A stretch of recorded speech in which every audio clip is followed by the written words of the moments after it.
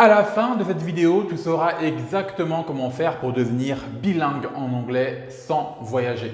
Je vais t'expliquer exactement comment faire tout ça en seulement 3 étapes super simples à mettre en place que tu pourras tester dès maintenant après avoir visionné cette vidéo jusqu'au bout. Je suis sur le point de te révéler des choses que j'aurais adoré savoir quand j'étais plus jeune à l'école et que mes professeurs d'école ne m'ont jamais dit à propos des langues étrangères. Ceci étant dit, générique.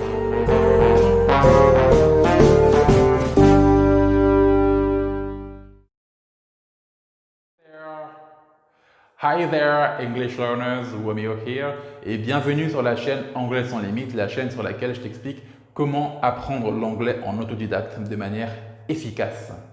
Alors l'étape numéro 1, c'est l'étape de la motivation, c'est l'étape la plus importante même si tout le monde la néglige. Alors il faut savoir une chose, c'est que apprendre une langue étrangère, c'est une tâche qui peut se révéler extrêmement fastidieuse, assez compliquée, ça peut prendre du temps et ça demande énormément de motivation. Mais il faut savoir que beaucoup de personnes qui apprennent des langues étrangères finissent par abandonner parce qu'elles ne savent pas réellement pourquoi elles apprennent ces langues. Essaye de voir quelles sont tes motivations pour apprendre l'anglais.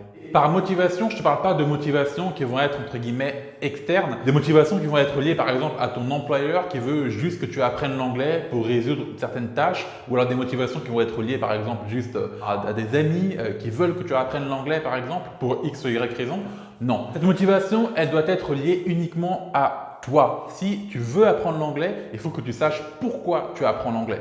De cette manière-là, toutes les fois que tu auras envie d'abandonner, tu pourras penser à cette motivation et ça va te rebooster. Tu peux vouloir apprendre l'anglais par exemple pour acquérir un nouveau job, juste pour ta satisfaction personnelle, pour pouvoir communiquer avec ta femme ou alors ton mari qui est à l'étranger, pour pouvoir voyager. Peu importe ta motivation, il faut qu'elle soit propre à toi-même et qu'elle ne vienne pas directement des autres. La deuxième chose pour devenir bilingue en anglais sans voyager, c'est ce que j'appelle moi-même l'immersion.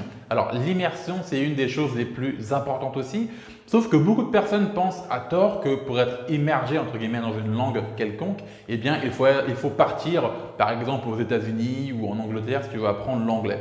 Alors que très peu de personnes savent qu'en réalité tu peux être complètement immergé dans une langue tout en restant chez toi, même en étant sur ton canapé. C'est pour ça que tu as des gens qui arrivent à apprendre certaines langues étrangères sans être obligés de partir à l'étranger.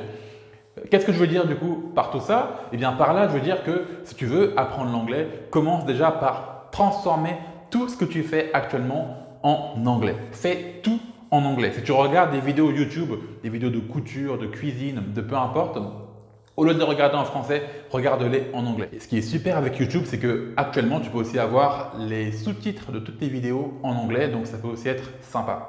Si tu écoutes des podcasts, fais-le en anglais. Si tu écoutes de la musique, fais-le aussi en anglais. Alors je sais que ça va paraître assez bateau dit comme ça, mais c'est tellement important que je te préfère vraiment le dire dans cette vidéo. Il y a aussi une chose que très peu de personnes font au final, c'est aller dans les paramètres de leur téléphone portable pour changer justement la langue de ton téléphone. Alors ça va paraître assez farfelu dit comme ça, mais bon en général c'est très facile à faire, hein. Tu peux le faire sur le téléphone iOS, Android ou peu importe. Et quel est l'intérêt du coup de faire ça sur ton téléphone? Il faut savoir une chose, c'est qu'en moyenne, eh bien, nous, êtres humains, eh bien, nous utilisons nos téléphones plusieurs centaines de fois dans la journée. Donc tu imagines si plusieurs centaines de fois dans la journée, eh bien, tu apprends des nouveaux mots d'anglais, sache que c'est possible de le faire avec ton téléphone. Donc tu pourrais penser que tu serais un petit peu perdu en faisant ça, mais figure-toi que pas forcément, puisque étant donné que tu es habitué à utiliser ton téléphone dans ta langue maternelle, que ce soit le français, l'espagnol, peu importe la langue, eh bien tu vas quand même réussir à t'y retrouver au final dans les paramètres, puisque ce qui aura changé, ça va être la langue, mais l'interface restera exactement le même. Donc tu pourras même deviner certains nouveaux mots dans leur contexte. Donc fais tout ça pour t'immerger dans la langue. Et enfin, la troisième et dernière étape, c'est selon moi l'une des étapes les plus importantes, si ce n'est même la plus importante. C'est tout simplement le fait de parler la langue le plus rapidement possible. Alors je sais que ça peut paraître assez contre-intuitif, je sais que beaucoup de personnes ne font pas ce que je suis en train de te dire. Les gens préfèrent attendre, je ne sais pas ce qu'ils attendent d'ailleurs, ils préfèrent attendre d'avoir un certain niveau pour parler l'anglais.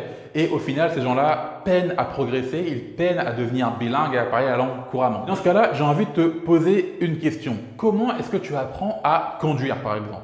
Est-ce que tu apprends à conduire juste en écoutant des podcasts de conduite, en regardant des vidéos sur la conduite, ou d'autres contenus sur la conduite. Alors j'espère vraiment que tu ne fais pas ça parce que sinon tu risques d'être un vrai danger public sur l'autoroute. Alors si tu veux apprendre à conduire, logiquement ce que tu vas faire c'est que tu vas conduire. Tu vas faire appel à quelqu'un qui va pouvoir te montrer les bases de la conduite ou alors tout simplement tu vas aller voir ton moniteur de conduite qui va t'enseigner les bases de la conduite. Mais le plus important c'est de mettre les pieds à l'étrier. Et dans les langues, c'est exactement la même chose. Tu vas apprendre à parler une langue, et bien tu dois justement parler cette langue. Puisqu'il faut que tu te rendes compte que la grammaire, la conjugaison, toutes ces choses, tout ce contenu que tu peux avoir gratuitement sur Internet, et bien tout ça, c'est un petit peu comme de la théorie, si on veut. C'est un peu comme de la théorie.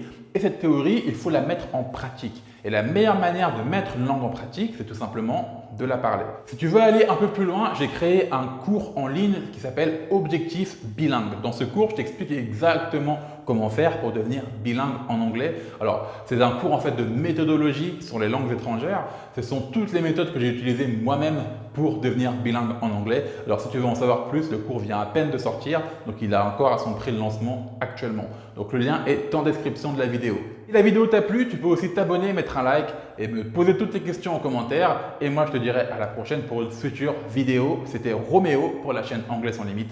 Salut à toi et prends soin de toi surtout.